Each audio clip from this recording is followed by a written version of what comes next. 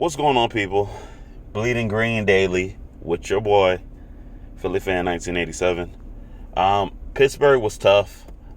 We had, in my opinion, we had about 3 chances that we could have won that game before Claypool got his last touchdown. Defense let us down.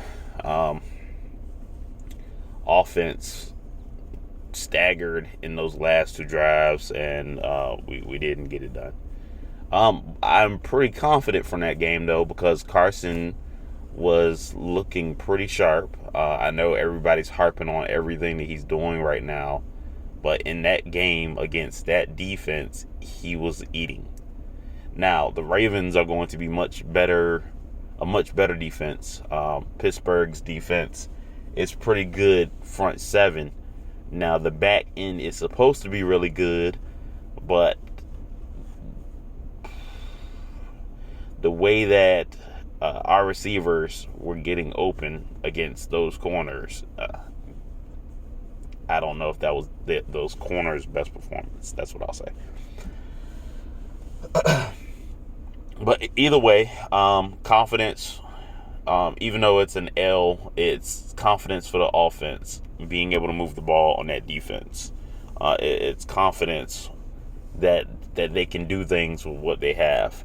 And people are coming back. Excuse me. Will Parks is supposed to come back. It looks like Alshon or Djax is going to be back, if not both. Can't technically be both, because who are you removing from the offense? I'm not sitting Fulgham. That's not happening. He's still going to be the X. We do need a speed guy on the other side, but are you taking out Hightower, who's been in position and is this close to having a really good game and getting a touchdown? Are you sitting Greg Ward, who gave us that touchdown against Hayden? He's a very crisp route runner, and while the line is having some issues run blocking, Ward has been a very good run blocker as a receiver. I know everybody harps on JJ, but JJ is a crucial reason that we were able to spring Miles Sanders on that touchdown run, the 75-yard touchdown run. So even though you might not be getting the wide receiver production from J.J. Arcega-Whiteside, he gave you a 35-yard reception, and he sprung Sanders for that touchdown run. I don't necessarily think that I would even take J.J. out because of what he provides to the run game, while our offensive line, our right guard, our left guard is not able to spring the big runs up the middle. Things are going to go more so outside. And if things are going more so outside, you want somebody who can spring those runs occasionally. So, Fulgham, Hightower, Ward, JJ. Quez Watkins just got back, but he's pretty quiet. I don't know if they even put him on the field. But if he can be explosive, I'd rather have him out there than a Djax or Alshon, who hasn't played any games and may not give you much. So it's like, even though you have these guys out here, what exactly would they be doing? And how much are they giving you? And how much of a chance are you willing to risk of them getting injured again? You're paying them all this money, they get injured again. Eating up space. So the injury thing is not so much of a concern for Alshon Jeffrey, but more so of a concern for Djax. Now, if the foot isn't all the way back, which it should be, he's had enough time out and enough off-season out, you would think he's back. But if there's a nagging effect to that injury or an irritating effect to that injury, he could potentially hurt himself in other areas trying to safeguard that injury. So that's why I say all that. But JJ, for run blocking. Greg Ward for run blocking and route running. Fulgham, just been a monster. You can't take him off the field. Let's see. Quez Watkins, you don't know what you're getting from him, so he's the potential guy that you could trade one of those veterans out for until he shows that he can be explosive and until he shows that he knows the offense and can handle it out there. And Hightower. So if we had to take 5 today, Quez Watkins is probably the only guy that you would sub in one of those guys from. Now, if we can get Deshaun Jackson back and he can give us some of that speed and give us some of those deep routes and blow up some of these defenses, if you could promise me that I can get that for a full game, I would go in there with all the confidence. But without having that confidence, I'd rather go with the young guys. In terms of tight ends, Dallas isn't back yet. We really need to see some life from Ertz. I understand the contract situations dwelling on him. Not having chemistry with Carson Wentz at the moment is killing him. Wide receivers making plays, so the ball's going in different directions, is killing him. He is not double covered every single play, so please don't come in here with that.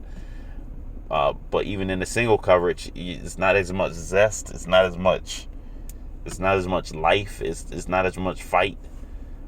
He's not putting his body on the line, which I can kind of understand because you may not even be here next year. So why am I put my body on the line and go in some of those middle throws that I can get my head taken off for a team that's not showing me that I'm going to be here long term. Now, do I agree with it? No, you're a professional football player and you're still playing for the next team. You should be out there trying to do your thing for the next team. But am I going to be mad at them about it? Probably not. I wouldn't want it on my field, but with what the injuries we have and all of that, all I can ask for is if he just give us a little bit more. Give us a little bit more. Show up, help out. Because we're facing the Ravens next week, and their back, the back of their defense is going to be a little bit more stout than Pittsburgh's. Their full defense is a little bit more stout, in my opinion, than Pittsburgh. So the thing that I want to talk about now is defense. I understand that we've been getting murdered by Gary, and everyone's saying that we're going to get murdered by Gary again.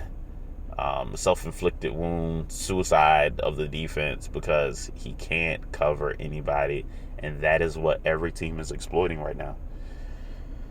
If Will Parks is back, that problem is solved. If we could get Will Parks back and one other DB, we're good. Because if we're able to play big nickel, if we're able to play a lot more big nickel and dime, that takes a linebacker off of the field. And if we're taking a linebacker off the field, please let it be Gary. So if that happens, we'll have a DB playing either linebacker, if you want to say linebacker, or playing that Malcolm Jenkins role, which essentially is a linebacker, where you can come up and we can get a lot more blitz going on from the DB perspective. You have somebody to clean up the underneath routes, clean up the running back plays. It should get a lot better. It should get a lot better. Just taking Gary off the field should clean up some of the chances for offenses to eat us up in the middle of the field. That open middle of the field it's the worst place to have openness. It's the worst place to allow receivers to get the underneath, to allow running backs to either run through the middle or catch the screen passes. Like, it's just the worst. You have nobody in the middle to come up close to the line of scrimmage and clean up what the D-line may not be able to catch. And we've had a lot of run blockers, but the underneath stuff, the screen plays, the underneath play action stuff, the stuff where you need your linebackers to be able to diagnose plays, get into coverage, and handle some underneath stuff, it hasn't been there. So I think Will Parks just returning. I understand there's going to be some fatigue. You haven't played a lot of games. I don't know how bad the injury was. If he can re-aggravate that, I'm hoping after all this time, I'm hoping he's fully healthy and ready to go. And if that's the case, the defense should look a lot better this week. And we're going to need them to look a lot better this week because the Ravens offense is primarily running backs, tight ends, Lamar Jackson, run threat, creating looks that the defense has to account for. The game plan for the defense should be to stack the front and make Lamar Jackson beat us with his arm. Stop the run, stack the front, rush the passer, but actually don't even rush the passer. Play containment. I'm not worried about a sack in this game. I'm worried about not getting eaten up. Play containment. If you can get there, get there. But, yeah. I want us to play containment and stop the run and contain Lamar Jackson. If we can do that and keep it a low-scoring game, I expect Carson to get to Fulgham. I expect Carson to get to his playmakers. And I expect some wide receivers to be able to spring miles to the outside so that we can make enough plays to steal a win. Especially now that we got fans in the building. That should be good. This is Bleeding Green Daily with Philly Fan 1987, and I'm out.